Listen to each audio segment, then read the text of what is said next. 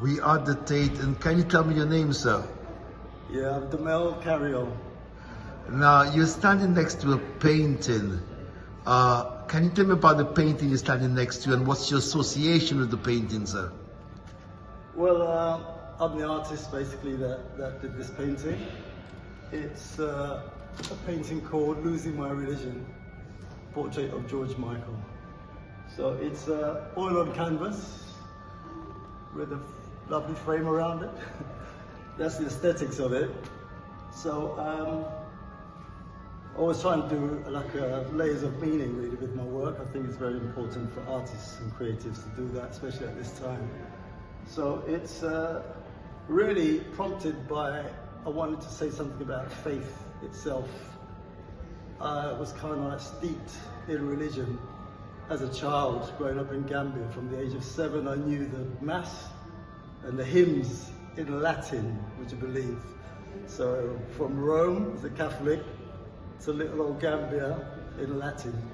I was altar boy for years, so I carried on. So when I say steeped in religion, I was until 15 years old, I would say, when I thought that I needed to find something that resonated more with the spirituality that I felt within me and I experienced in different places, but sometimes not in the building where I'm supposed to. So I went on a journey that ended up back within really 2 years after. So some of my work is influenced by religion. It's religious statements I want to make, but more religious imagery coming from the Italian Renaissance, for example.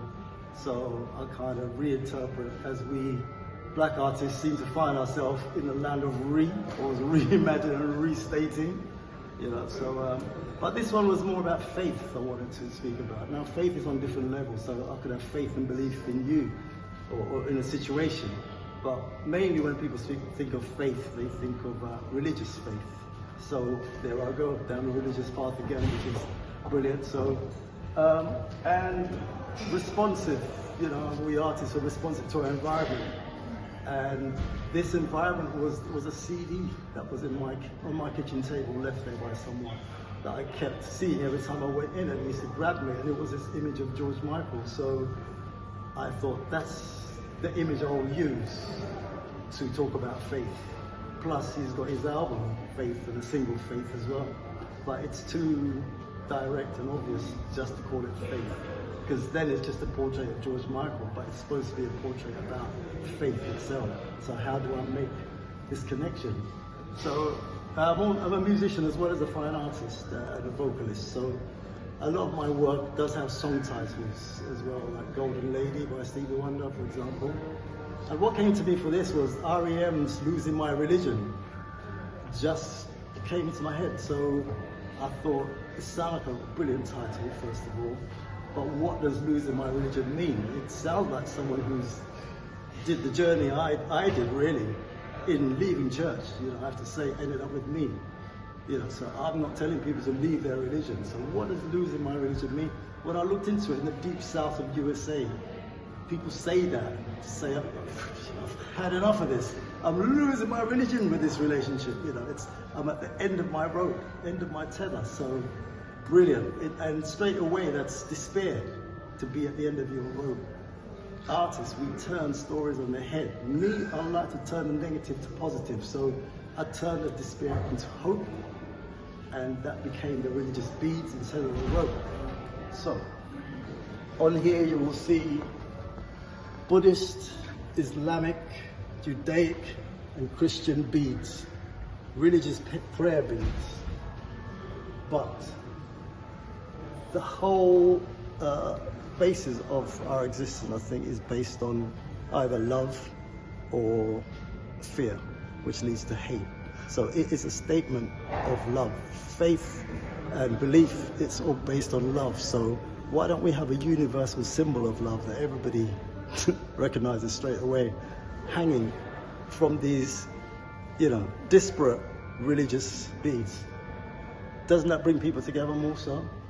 So whether black, whether pink, a heart is still a heart. Just like a chair, it's still a chair. So it's really a call, especially at this time as well with the problems that are going on. for people. You know, it's a call to religious leaders really to come together. So when the politicians can divide, it's religious leaders, if they come together and they are pictured and videoed and seen together, or even worship together, I mean, what a powerful symbol that is. That's the universality.